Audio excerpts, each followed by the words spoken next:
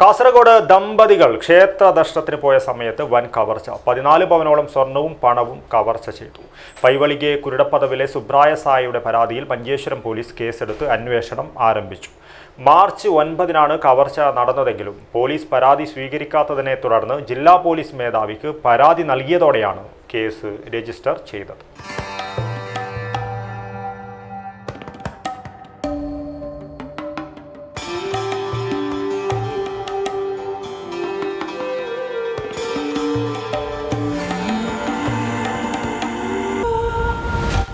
Shopika Weddings, the bridal legacy.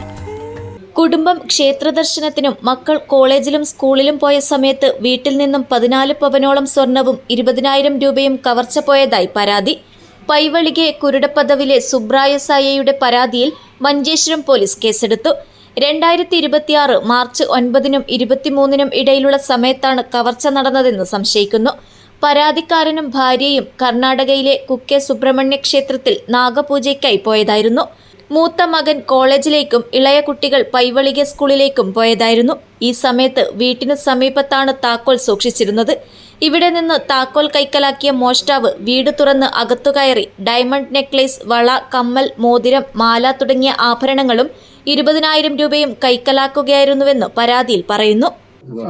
3 മാസം 9, 10, 11 ഈ 3 ദിവസത്തിലായിട്ട് ഇത് നടന്നത്. 9-ാം തീയതി നമ്മൾ 11 മണിക്കാണ് വീട്ടിൽ നിന്ന് പോയത്.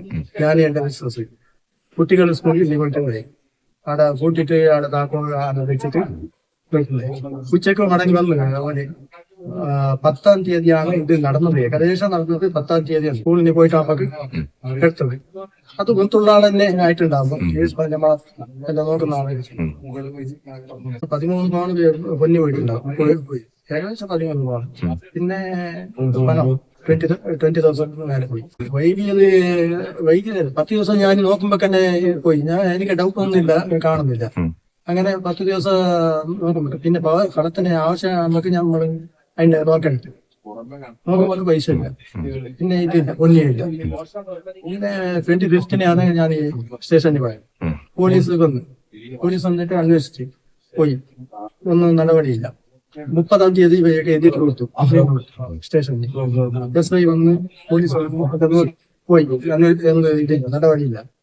പിന്നെ 3-ാം തീയതി എന്റെ ഡൗട്ടിന്റെ ആളെ ഞാൻ എഴുതിയിട്ട് കൊടുത്തു. അത് വന്നില്ല, എടുത്തില്ല. പിന്നെ ഇലക്ഷൻ വന്നിട്ട് നമുക്ക് നമ്മൾ വിളിക്കാന്ന് എന്നെ ബയ്യൊക്കെ അയച്ചു. കഴിഞ്ഞ മാസം 13 ജൂൺ 11 ഞാൻ എന്നെ പോയിട്ട് ബയ്യൊക്കെ അപേക്ഷ കൊടുത്തു സ്റ്റേഷനിൽ. SI വന്നിട്ട് എല്ലാ ചക്ക ആക്കിയിട്ട് പോയി.